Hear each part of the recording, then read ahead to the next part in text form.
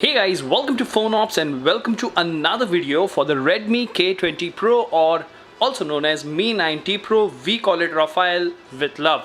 That's correct, this is the device and one of the most requested ROMs is what we are talking about today. This is going to be a three-part story. Today I'm going to have a quick look at it, then I'll show you how to install it, and later we will be doing a full review because boy am I impressed with this little ROM known as Syberia OS. We're going to talk about the changelog, we're going to talk about the initial impressions and why you should pay attention to this particular ROM if you own a K20 Pro. But before we get into all of that, if you haven't already, please subscribe and hit the notification bell icon so that you get notified every time I upload a video. In the description of each video, you will find a link to our Telegram community where you can join us and help us get more members and get some more information. Last but not the least, if you think the hard work is worth the effort, please click on the join button and support the channel. Now without further ado, hello awesome people, welcome to PhoneOps. My name is Kailash. Let's get going.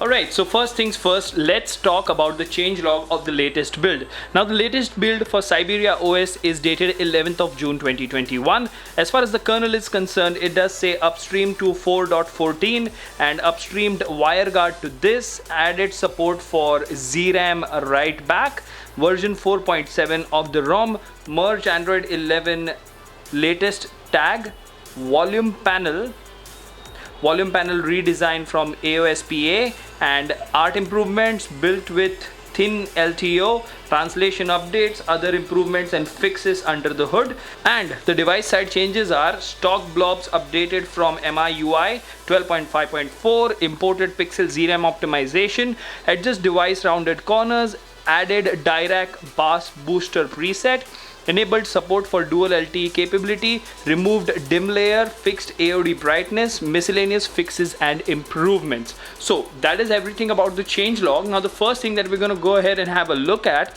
is the system info. So let's go to settings over here real quick. Okay, and then we can go to about and the Android version 11. There you go. Now as you can see, this is Syberia OS Android 11 version 4.7. The security patch is the latest of 5th of June 2021, and the kernel over here is the Soviet Afghan kernel, right?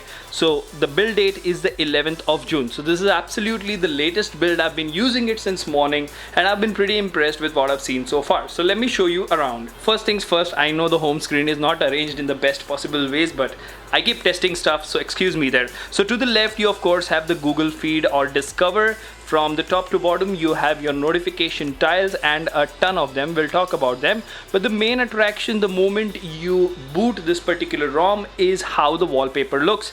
It's pretty neat, pretty simple. Syberia mentioned over here. And if you go to home settings and you go to developer options, you have that ASP styled launcher which has a ton of options, as you can see over here. I'm not much of a launcher guy who does a lot of customization because, to be very honest, one of these three phones is always my personal device and I keep flashing almost every single day, so I don't really have a home screen type. But you can have a look at it. If you are a customization type of a person, you will have almost all the options that you need over here. Again, if you long press, you have widgets and home screen as the option. The other thing that I would like to talk about, just like any other ASP ROM, look at the smoothness on this boy. I mean, it's butter smooth is what I can say. So talking about the notification tiles, you do have a lot of options, including a dedicated gaming mode, which is interesting. At the bottom you will find a ton of options like caffeine, this, that, heads up, focus mode, DC dimming. You can go ahead and enable or disable that. So as far as the customization is concerned, you also have the screen recorder. You can record internal and external audio, and let's enable the recording over here real quick and see if we can find any lag or not. There you go, recording has started. Yep, I don't see any lag or any stutter at all. Right, let's go to setting here real quick. Right, so all in all, I think the screen recorder is working absolutely fine. You can tap and you can stop the recording, and then you have an option to share it and do a bunch of other things. Now talking about the recents over here, you have the Android 11 recents with the options of screenshot, clear all, and share at the bottom. If you click on share, you have a ton of other options when it comes to your screenshot as well. You do have extended screenshot as well. I have not tried the 3-finger gesture and even checked if it is present or not, but overall from the home screen, the amount of apps that I installed, everything looks great from the first boot itself. Another neat addition over here is the camera application. Now you would notice this is not your Gcam Go, this is a proper fully fledged Gcam that is available in this particular ROM. And as you can see over here, almost all the lenses are working absolutely fine. Even if you switch to the front camera, it is working absolutely okay. And if you talk about the portrait mode, you will see that the portrait mode is working, and this ROM does have a gallery built in, so you can go ahead and check the gallery and other photo options as well. So we're not going to talk about the photography prowess of this particular Gcam or this particular ROM, because hey, this is the initial impressions. In this video I tell you, is it worth a try or not? So let's continue by going into settings, and I like the part where the settings is laid out in a very organized and colorful way at the same time, right? And if you look, the accent color is yellow, the buttons are white, and the theme is black. So sort of a combination which looks funky as well as pretty neat is what I would say.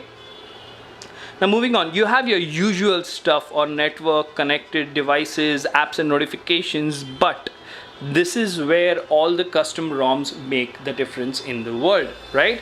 So you have system, panels, lock screen, gestures, ambient display, about Syberia team, right? So if you go to ambient display, you do have an option to keep it always on, and you can select how much minimum brightness you want. Now in custom ROMs for K20 Pro, this is a feature which I would like to see in most of the custom ROMs. A lot of custom ROMs go on believing that, you know, they have fixed the FOD completely, and in certain situations you will have perfect, you know, experience. But if you go ahead and enable this option, you can actually decide, depending on your usage, what should be the minimum brightness. So very neat addition there. Now if you go to system over here, you have general tweaks, sensor block, per package, animations, buttons, FOD tweaks, fingerprint animation, select fingerprint, right there you go. Look at the amount of customization you have, right? You have screen off FOD as well, and you have double tap to lock. So there you go. Looks pretty neat. I know there is a lot of light around here, but I've tried it in dark areas. I've tried it in sort of slightly wet fingers because it is raining in Mumbai right now, and the FOD has been working 9 out of 10 times for me, and I'm pretty impressed with it. So, you know, here's what I would like to say. Before I actually go ahead and close this video, I would like to tell you that you can definitely try it, okay? It is good for gaming. It has a very stable experience, and the reason I'm not going more in depth is because when I will be reviewing this, we will be reviewing this on the 5-point ROM review system which we just introduced. So this is a ROM which you can use as a daily driver. I have not found any major bugs. I definitely think you should try it. Let me know in the comment section what you think about this video. Until the next one, this is Kailash signing off at PhoneOps. Keep smiling, take care, goodbye.